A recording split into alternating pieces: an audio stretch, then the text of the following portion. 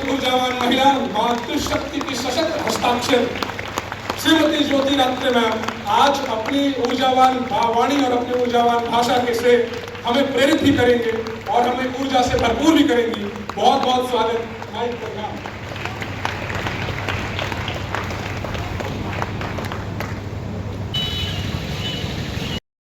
के लोगों देखिए हमारे बीच है श्रीमती ज्योति रात्रे, दुनिया की सबसे उम्रदराज पर्वतारोही जिन्होंने सबसे ज्यादा सबसे अधिक उम्र में एवरेस्ट की चोटी को फतेह किया है। और ये उम्र सिर्फ और सिर्फ संख्या है। मैं उनके साथ आप स्वागत करिए श्री कृष्ण कुमार रात्रे जी का, जिनका सहयोग, जिनका साथ, जिनका संबल लोकप्रिय एवं माननीय विधायक हजारीबाग सदर श्री प्रदीप प्रसाद जी। अग्रिम पंक्ति में उनका स्थान, बाबा का परिचय आपसे करवाया। UCET department, UCET college, university college of technology and engineering. Sir मैं सही तो बोल रहा हूँ? डॉक्टर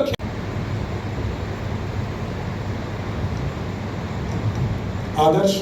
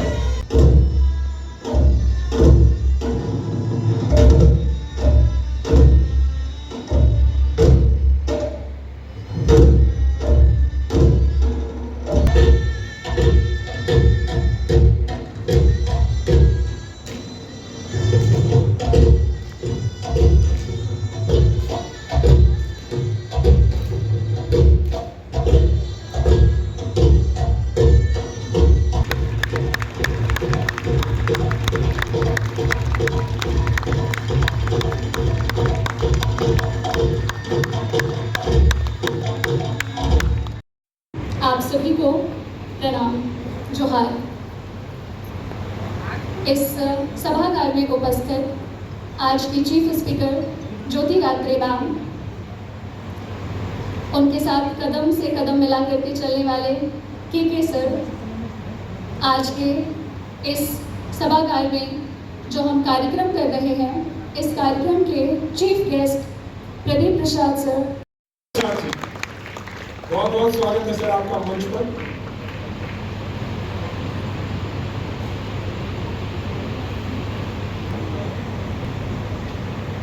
धन्यवाद। आज इस सभागार में उपस्थित हमारे बीच आई हुई ज्योति रात्रे मैम का हार्दिक अभिनंदन करते हैं। हजारीबाग के बाबू का शहर में आपका हार्दिक अभिनंदन एवं तमाम जितने भी यहाँ मानव महानुभाव आए हैं सबका मैं हार्दिक अभिनंदन करता हूँ।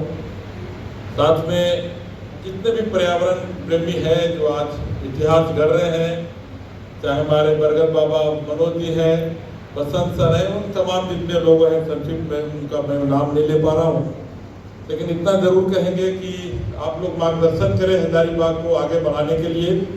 और सबसे बड़ी और खुशी की बात बहन अंजलि के लिए, जो बड़का गांव की धरती से एक ग्रामीण क्षेत्र से आके हजारीबाग की वसुधा को सुधारने का काम कर रही है। उनकी जितनी भी प्रशंसा की जाए कम है। जब ये पहली बार आई थी तो हमको लगा नहीं कि इस तरह से कार्य करती होंगी, तो मैं कुछ समय तो इनकी पूरे टीम को एक बार फिर से बहुत बहुत बधाई, हार्दिक अभिनंदन। आप लोग इसी तरह से कार्य करते रहें, और जब भी जहाँ जरूरत होगा मैं आप लोग के साथ आऊँगा। सबसे तकलीफ तब होता है जब यह हजारीबाग पोल्यूशन मुक्त हुआ करता था, यहाँ के हम लोग तालाब का भी पानी पी सकते थे। आज स्थितियाँ ये है कि हम तालाब में अपने देवी देवताओं का विसर्जन भी नहीं कर पाते हैं। इस तरह का तालाब गंदे हो गए हैं, और हम लोग को कहीं न कहीं हर एक टब बना के या होदा बना के विसर्जन करना पा रहा है। तो इस तरह से कहीं न कहीं विकास के नाम पे हमारी पूरा शहर अस्त व्यस्त हो गया। बिना मास्टर प्लानिंग के पूरा शहर त्रस्त है। आज हजारीबाग जैसे जगह में अगर वाटर ब्लॉगिंग होता है तो ये बहुत दुखद बात है। प्रकृति ने जो उपहार हम लोग को हजारीबाग में दिया था सर, आप लोग तो देखे ही होंगे, कहीं वाटर ब्लॉगिंग हो नहीं सकता था। हर जगह अगल बगल में छोटा छोटा कुनार नदी का इस तरह से परिक्रमा किया हुआ था कि पूरा शहर का पानी वहाँ निकल सकता था। लेकिन आज हम लोग अपने ही कर्मों से पूरे शहर को बर्बाद कर रहे हैं। वृक्ष लगाने का जो हम लोग संकल्प लिए, हजारीबाग हजारों बागों का शहर सुनते थे, लेकिन कहीं ना कहीं उसमें बहुत कमी आई है। तो पिछले साल तो हमने बहुत सफलतापूर्वक 1 लाख पौधा वितरण किया। अगर 50% भी उसमें हो जाता है सही, तो उसका फिर जितना भी प्रशंसा किया जाए कम है। अभी जिस जगह हम पौधा लगाए उधर से अगर गुजर रहे होते हैं तो उसको देख के जो आनंद मिलता है उसका वर्णन नहीं किया जा सकता। वो इतनी खुशी होती है जिसका कोई वर्णन नहीं किया जा सकता।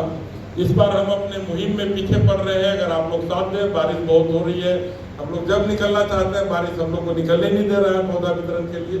तो आप लोग से सहयोग है, मान रहे हैं कि आप लोग सहयोग दें कि हम लोग ज़्यादा से ज़्यादा पौधा को वितरित करें, ज़्यादा से ज़्यादा पौधा लगा पाएं। और हमेशा चाहेंगे कि आप सब जितने भी शिक्षक नारायण राजकुमार सर वगैरह जितने लोग आए हैं मार्गदर्शन करें कि अच्छे से अच्छे काम कर सकें। हमेशा मेरा दरवाज़ा खुला हुआ है, हमेशा ऑफिस खुला हुआ है।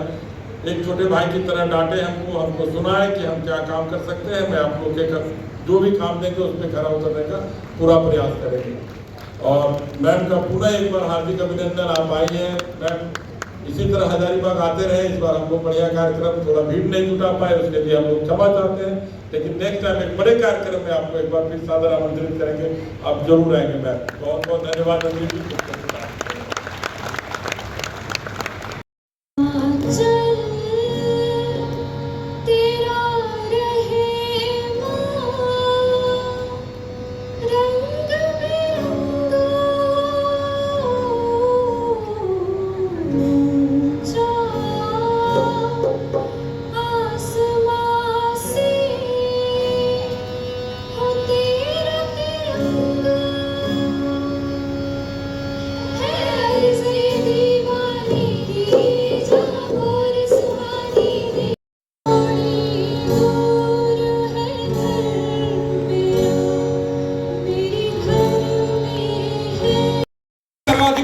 महिला मातृशक्ति की सशक्त हस्ताक्षर श्रीमती ज्योति रात्रे मैम आज अपनी ऊर्जावान वाणी और अपनी ऊर्जावान भाषा के से हमें प्रेरित भी करेंगे और हमें ऊर्जा से भरपूर भी करेंगी।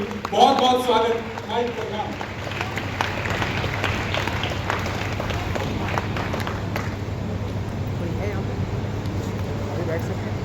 आ रहा है हम लोग, लेकिन आ रहा है। यहाँ उपस्थित सभी प्रबुद्धजन और पर्यावरणविद लोगों को मेरा प्रणाम और सभी बच्चों को जय हिंद। मैं ज्योति रात्रे विश्व की उन 32 महिलाओं में शामिल हूँ जिन्होंने माउंट एवरेस्ट 55 वर्ष या उससे अधिक उम्र में फतह किया है। मैं भारत की सबसे उम्रदराज महिला हूँ जिन्होंने 7 महाद्वीपों में से 5 महाद्वीपों की सबसे ऊंची चोटी फतह की है, और ये 5 महाद्वीपों की जो ऊंची चोटी फतह की है वो भी मैं ओल्डेस्ट महिला ही हूँ भारत में। और मैं चाहती हूँ कि महिलाएं आगे बढ़ें और मेरा रिकॉर्ड जल्दी से जल्दी तोड़ें। मैं अपने जो मेरे जीवन का दर्पण है या मैंने जिस तरह से अपने को यहाँ तक पहुँचाया है वो 4 लाइनों में बताऊँगी मैं। राह जहाँ तक जाएगी राहगीर वहाँ तक जाएगा, तुम दरिया से क्या पूछ रहे कि नीर कहाँ तक जाएगा।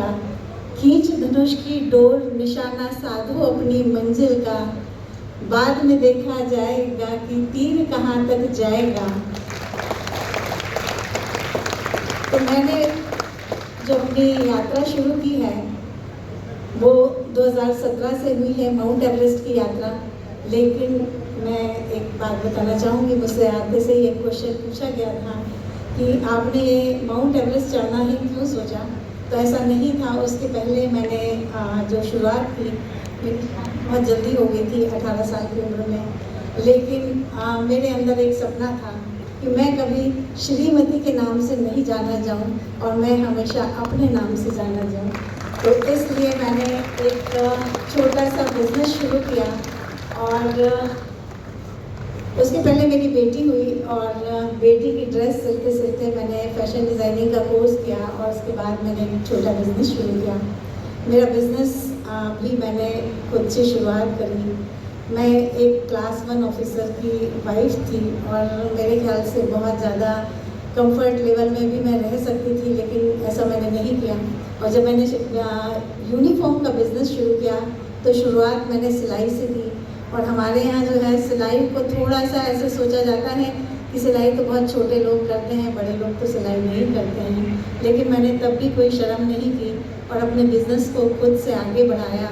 धीरे धीरे करके मेरा बिज़नेस बढ़ता चला गया और 2015 में मैंने एक इंटरनेशनल फैशन शो किया। तो जो मेरी बड़ी इच्छा थी कि लोग मुझे मेरे नाम से जाने, तो वो लगभग पूरी हो गई थी। लेकिन तभी तब तक मेरी काफ़ी जिम्मेदारियां भी ख़त्म हो गई थी। कुछ एक मेरे पास समय भी बचने लगा था और कुछ मेरा अपना अकेलापन भी मेरे साथ हो गया था। तभी 2017 में मुझे एक मौका मिला पहाड़ों पे जाने का। वो भी एक मेरी बचपन की चाहत थी, मुझे पहाड़ देखने थे। कारण था कि बचपन में मैंने किसी का वक्तव्य सुना था कि जब मैं मरूं तो मेरी अस्थियां हिमालय पर बिखेर देना। तो मेरे मन में एक क्यूरियोसिटी थी कि ऐसी क्या चीज़ है हिमालय में कि लोग मरने के बाद भी वहाँ जाना चाहते हैं। मैं कम से कम उसको जीते जी देखना चाहती थी। और 2017 में मुझे मौका मिला और मैं एक छोटे ट्रैक पे गई। ट्रैक बहुत ज़्यादा हाइट का नहीं था, 3200 मीटर था और वो रोटरी क्लब के बच्चों के साथ में जाना था। तो मुझे लगा भी कि ज़्यादा कठिन नहीं होगा क्योंकि वो बच्चों के लिए है, और मैं चली गई। जब मैं वहाँ से लौटी तो मुझे पल्मोनरी एडिमा हो गया था। लेकिन जब मैं वहाँ पहुँची, जो उसका टॉप था, और मैंने वहाँ से पहाड़ों को देखा तो मुझे पहाड़ों से प्यार हो गया। वो मेरा पहली नज़र का प्यार था और लोग अपने पहली नज़र के प्यार के लिए कुछ भी कर गुजरते हैं, वही मैंने भी किया। और जब मैं वापस आई तो डॉक्टरों को जब मैंने बताया तो उन्होंने कहा कि अच्छा हुआ आप बच के आ गई हैं, आज के बाद आप पहाड़ों पे मत जाइएगा। और जब पल्मोनरी एडिमा है वो लंग्स में पानी भरने की वजह से होता है और आपके पूरे शरीर में स्वेलिंग आ जाती है और आपका सांस लेना बहुत मुश्किल हो जाता है, आप 4 कदम भी चल नहीं पाते हैं।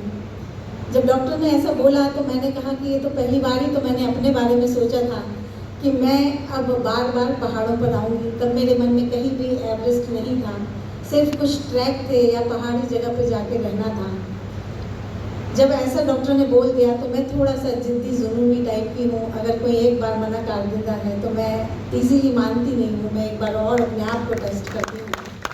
और वही मैंने किया और अपने आप को टेस्ट करने के लिए मैंने छोटी मोटी कोई परीक्षा नहीं रखी थी। मैंने देखा कि भारत के सबसे ज़्यादा टफ ट्रैक कौन से हैं, उसमें 5 ट्रैक का नाम आया। उसमें सबसे ज़्यादा कठिन पिंड पार्वती ट्रैक था, जो कि बहुत कम लोग उसको करवाते हैं और वहाँ रेस्क्यू का भी कोई साधन नहीं है। ऐसे ट्रैक के लिए मैंने अपने आप को रजिस्टर किया और मैं निकल गई। मनाली रीजन में है, वो 100 किलोमीटर लंबा है, 5360 मीटर उसकी हाइट है। और जब वो मैंने सक्सेसफुली कर लिया तभी मेरे मन में एवरेस्ट के सपने ने जन्म ले लिया। मैंने सोचा कि अगर मैं बिना फिटनेस के इतना कर सकती हूँ तो अगर मैं अपनी फिटनेस बढ़ाऊँ तो मैं माउंट एवरेस्ट फतह कर सकती हूँ। और जिस समय ये सोचा मैंने और जब मैंने लोगों को बताया, क्योंकि ट्रैक से लौट के आते हैं तो लोग एक दूसरे से बातें करते हैं कि अब नेक्स्ट आपका क्या है। लोग अपने अपने ट्रैक के बारे में बता रहे थे और मैंने एवरेस्ट के बारे में बताया। उस समय मेरे हस्बैंड मेरे साथ गए थे तो वो भी मेरा चेहरा देखने लग गए और वो बाद में कह रहे थे कि ठीक है तुमने एवरेस्ट सोच लिया है पर सबको बताओ तो मत कि तुमको एवरेस्ट जाना है, क्योंकि उस समय मेरी फिटनेस बिल्कुल ज़ीरो थी। और जब मैंने सोच लिया और मेरी आदत में है कि अगर मैंने किसी चीज़ का प्रण कर लिया है तो मैं उसके पीछे पड़ जाती हूँ, फिर जब तक वो पूरा नहीं होता उसको छोड़ती नहीं हूँ। और मैंने उसकी तैयारियाँ शुरू की तो मुझे लग रहा था कि मुझे ट्रेनिंग मिल जाएगी। तो मैंने जो हमारे भारत के 5 इंस्टीट्यूट हैं उसमें मैंने अपने आप को रजिस्टर किया, तो सब ने मुझे मना कर दिया क्योंकि वो जो इंस्टीट्यूट हैं वो सिर्फ 42 साल की उम्र तक ही ट्रेनिंग देते हैं। उसमें बेसिक माउंटेनियरिंग की ट्रेनिंग होती है और अगर आपका ए सर्टिफिकेट आता है तो आपको एडवांस माउंटेनियरिंग की ट्रेनिंग भी मिलती है। और अगर आप ये दोनों कोर्स कर लेते हैं तो आप एवरेस्ट पे जाने के लिए एंटाइटल हो जाते हैं। मुझे कहीं से ट्रेनिंग नहीं मिली तो मैं मायूस नहीं हुई। मेरे लिए तो एक अच्छा बहाना था लोगों से बात करने का कि मैं बोल सकती थी कि मुझे तो ट्रेनिंग नहीं मिल रही, मुझे तो एवरेस्ट जाना था। तो ऐसा नहीं है, आप लोग भी जो सोच सकते हैं वो आप कर सकते हैं। मैंने भी इंटरनेट की दुनिया में उस समय कदम रखा, लोगों के ब्लॉग्स पढ़े, लोगों के एक्सपीरियंस पढ़े, देखा कि कैसे वो लोग जा रहे हैं या क्या क्या तैयारियां करनी होती हैं। जब मैंने देखा और पढ़ा तो वो बहुत मुश्किल था, लेकिन कभी भी मेरे मन में ये विचार नहीं आया कि इतना मुश्किल मैं कैसे कर पाऊँगी, जबकि मुझे कहीं से ट्रेनिंग भी नहीं मिल रही थी। मैं जब जिम ज्वाइन करने गई तो उन्होंने भी मना कर दिया। जब मैंने उनको बताया कि मुझे माउंटेनियरिंग करना है तो उन्होंने कहा कि इस एज में तो मैडम आप उतना फिट नहीं हो पाएंगी। और उस समय मेरा वज़न भी करीब 70 किलो था, मुझे वेट लॉस भी करना था। मैंने उनको बोल दिया कि आप वेट लॉस वाला चिंता छोड़ दीजिए, क्योंकि जिम में अधिकतर महिलाएँ अपने वेट लॉस के लिए जाती हैं। मैंने उनसे कहा कि सिर्फ आप मेरी स्ट्रेंथ ट्रेनिंग करवाइएगा। फिर मैंने दौड़ना सीखा। मुझे दौड़ना नहीं आता था क्योंकि आपके हार्ट को ट्रेन करने के लिए दौड़ना बहुत ज़रूरी है। मैं 20 मीटर भी नहीं दौड़ पाती थी और मैं अब मैराथन रनर हूँ। और ये सब हो रहा था, मैंने इस तरह की सारी तैयारियां अपने लिए की, लेकिन मन में एक कहीं ना कहीं ऐसे विचार आया कि ऐसा ना हो कि मैं 1-2 साल तक ट्रेनिंग करूं और बाद में मेरे को पता चले कि मेरा जो है हार्ट इस लायक नहीं है कि मैं पहाड़ों पर जाऊं और इतनी हाइट तक पहुंच पाऊं। मैंने एक अपना DNA फिटनेस टेस्ट करवाया।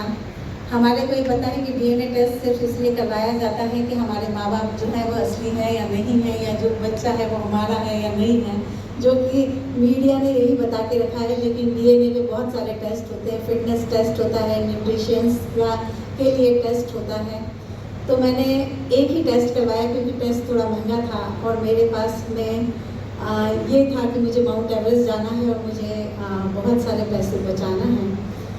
तो मैंने जब DNA टेस्ट करवाया अपना फिटनेस का तो मेरा सब कुछ गुड और एक्सीलेंट की लाइन में आया। उसमें हर चीज़ बताई जाती है कि आपके जॉइंट कैसे हैं, लिगामेंट कैसे हैं, आपकी रिकवरी फास्ट होगी या नहीं होगी, आप जो खा रहे हैं वो फैट में जल्दी कन्वर्ट होता है या आपके मसल्स उसमें जाएगा, आपके लंग्स कैसे हैं, आपका हार्ट कैसा है, आपके जो है जॉइंट्स कैसे हैं, आपके हाथ की पकड़ कैसी है, ये तक सारी चीज़ें उसमें आती हैं।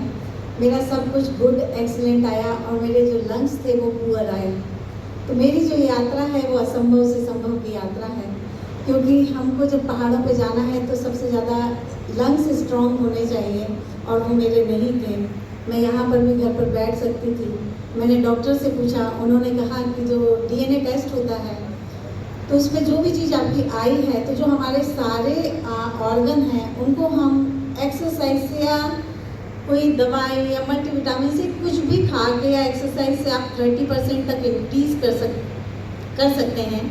लेकिन लंग्स एक ऐसा पार्ट है जिसको आप 100% तक इंक्रीज कर सकते हैं, उसकी कैपेसिटी को। ये मेरे लिए बहुत अच्छी खबर थी। मैंने उस पर काम करना शुरू किया।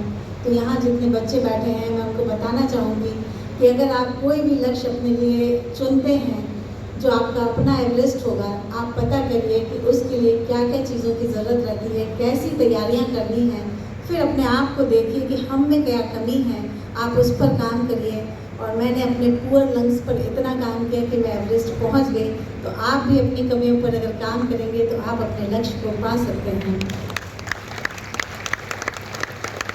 यहाँ तक काफ़ी कुछ सब कुछ सही चलता रहा, बहुत खुश कि चलो अब मैं अपने आप पे काम कर रही हूँ। और इस बीच आ गया कोविड, जो कि सबके लिए आपदा था, मेरे लिए अवसर की तरह आया।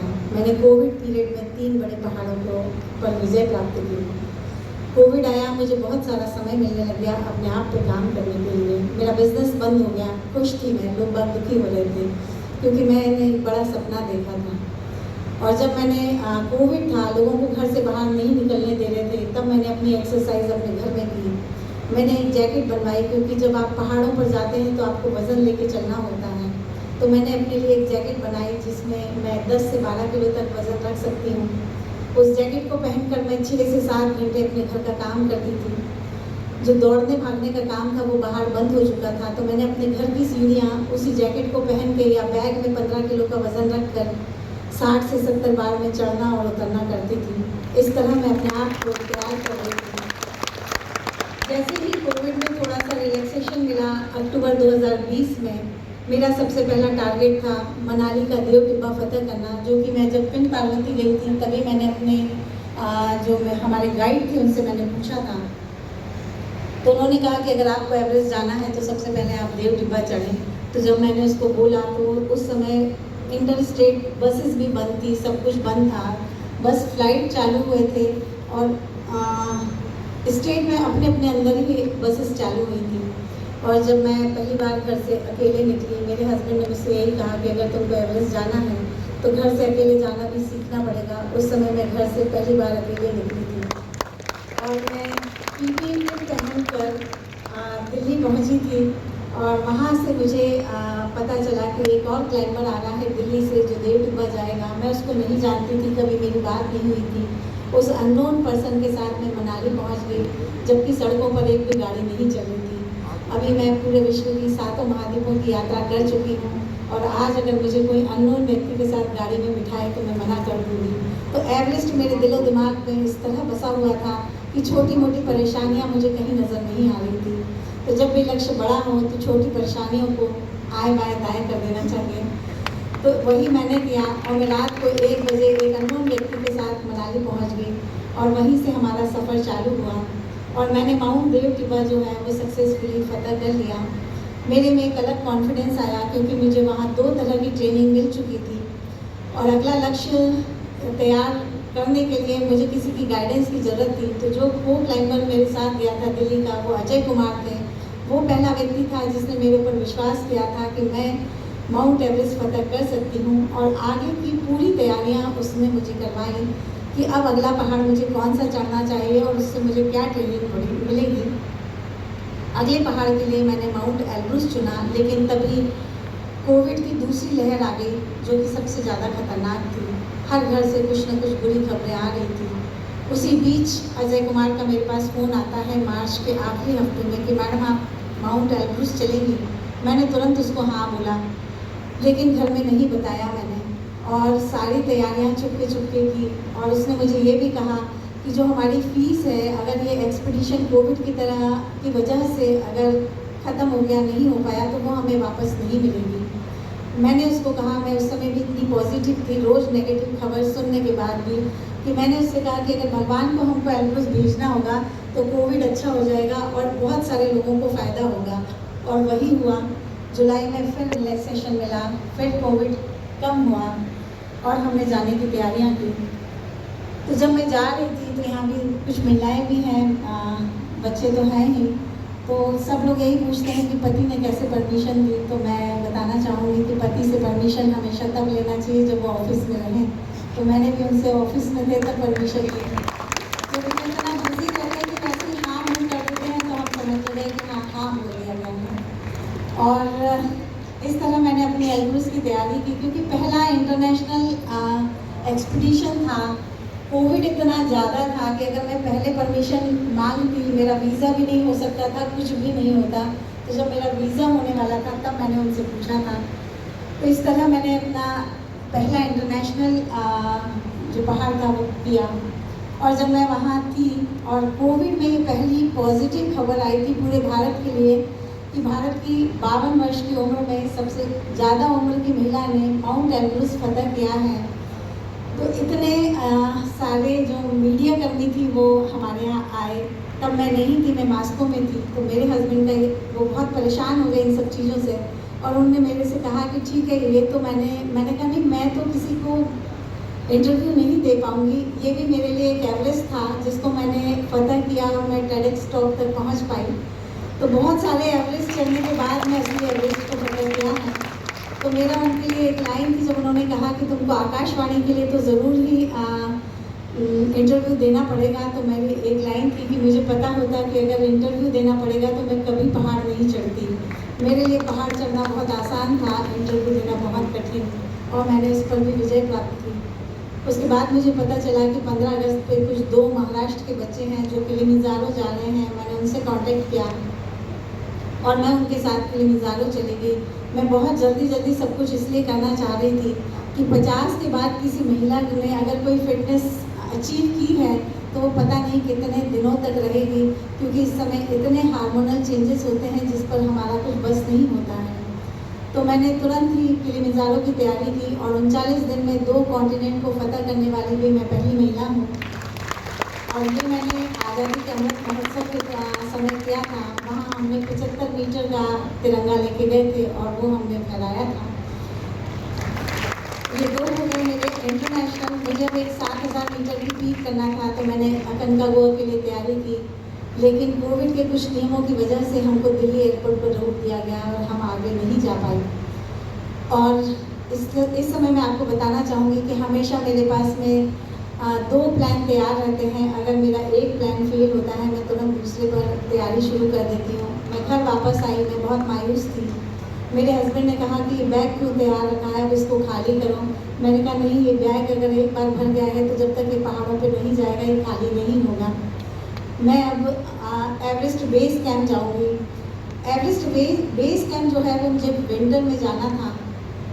विंटर में ये बंद रहता है, यहाँ कोई नहीं होता है। मैंने रिक्वेस्ट की एक कंपनी से और वो तैयार हो गई, और इस तरह फिर हम 3 लोग थे, 2 और तैयार हो गए और हम 3 लोग एवरेस्ट बेस कैंप के लिए निकले। पूरे रास्ते स्नोफॉल और मौसम ख़राब था, और मैं इसीलिए गई थी कि एवरेस्ट रीजन में कैसा रहता है, मौसम ख़राब होता है तो किस तरह से हम उससे फाइट करते हैं, कैसे हम आगे बढ़ेंगे, माइनस टेम्परेचर में हमको कैसे रहना है, ये सब कुछ फील करने के लिए मैंने एवरेस्ट बेस कैंप का चुनाव किया था। और 26 जनवरी 2022 को मैंने एवरेस्ट बेस कैंप किया, और ये भी एक रिकॉर्ड बना क्योंकि इस समय पर कोई भी नहीं जाता है, और मैंने 52 साल की उम्र में ये फतह किया। एवरेस्ट बेस कैंप होने के बाद मैं पूरी तरह से तैयार थी कि मैं माउंट एवरेस्ट जा सकती थी, लेकिन मेरे पास सामने एक और एवरेस्ट था। और जब मैं एवरेस्ट की तैयारियां कर रही थी तो लोगों ने मुझसे कहा था कि अगर आपको एवरेस्ट जाना है तो 2 साल के लिए आपको सब कुछ छोड़ना पड़ेगा, घर गृहस्थी और सब, अपना बिजनेस भी। लेकिन मैंने फिर अपने लिए एक चुनौती ली कि मैं सब कुछ करते हुए एवरेस्ट फतह करूँगी, मैं अपनी जिम्मेदारियों से दूर नहीं जाऊँगी। तो मेरे पास एक जिम्मेदारी थी, मेरी बेटी जिसकी मुझे शादी करनी थी। उसको मैंने मनाया कि तुम शादी कर लो, क्योंकि मुझे हिमालय पे जाना है। जैसा कि बोलते हैं कि सब काम हो गया, अब कहाँ जाओगे, हिमालय पे जाइए। तो माउंट एवरेस्ट एक ऐसी जगह है कि ज़रूरी नहीं है कि आप वहाँ से सही सलामत या ज़िंदा भी वापस आएँ, तो हमको उसकी तैयारी करके भी जाना होती है। तो उसी तैयारी के तहत मैंने 2022 में पहले अपनी बेटी की शादी की, और उसके बाद मैं 2023 में माउंट एवरेस्ट के लिए निकली। माउंट एवरेस्ट एक ऐसा पहाड़ है जहाँ बहुत सारी मुश्किलें आती हैं। आप कितनी भी तैयारियाँ आपके पास में हो, लेकिन मुश्किलें आपका पीछा नहीं छोड़ती हैं। तो वो मुश्किलें मेरी घर से ही शुरू हो गई थी। 2023 में मेरी पूरी तैयारी थी। मैं आखिरी के महीने में बहुत ज़्यादा अपने आप को तैयार करने वाली थी। मैंने सोच के रखा था कि मैं 7 से 8 घंटे की ट्रेनिंग करूँगी, लेकिन तभी मेरी सिस्टर इन लॉ यानी कि मेरी जिठानी जो है उनका वो गिर गई और उनका पैर फ्रैक्चर हो गया और वो बेड रिडन हो गई। पूरा घर मेरी तरफ देख रहा था कि मैं अपने अभियान को रोक दूँ, कैंसिल कर दूँ, लेकिन मैंने सबको समझाया कि मैं 1 महीने में इनको इस लायक कर दूँगी कि वो अपना काम कर पाएँ, और उसके बाद की सेवा जो है बाकी के जो बेटे बहू हैं वो लोग कर लेंगे। और उस 1 महीने मैंने उनको इस लायक बना दिया कि वो चल पाएँ। लेकिन तभी जब मेरे को जाना था, 1 हफ्ते पहले मेरे पेट में दर्द शुरू हुआ, और जब मैंने डॉक्टर को दिखाया तो उनको लगा कि कोई साधारण सा इन्फेक्शन है। उन्हें एंटीबायोटिक दी, लेकिन 3 दिन में वो ठीक नहीं हुआ। मैंने अपनी गायनेकोलॉजिस्ट से बात की, उन्होंने कहा आप एक सोनोग्राफी करवा लीजिए। जब मैं सोनोग्राफी करवाने गई तो डॉक्टर एकदम डर गई, जो भी कुछ था। उसने कहा आपके साथ कोई आया नहीं है? मैंने कहा नहीं, कोई नहीं आया, मैं अकेले ही आई हूँ, और आपको जो बताना है वो आप मुझे बता दीजिए, मुझे कोई डर नहीं लगता है। तो उन्होंने बताया कि जो आपका यूरिनरी ट्रैक का इन्फेक्शन है वो इतना ज़्यादा हो गया है कि ये मुझे कैंसरस लग रहा है और इतना ज़्यादा है कि आप नहीं जा पाएंगी। मैंने कहा नहीं मैम, आप मुझे बताइए कि इसका करना क्या है। उन्होंने एक यूरो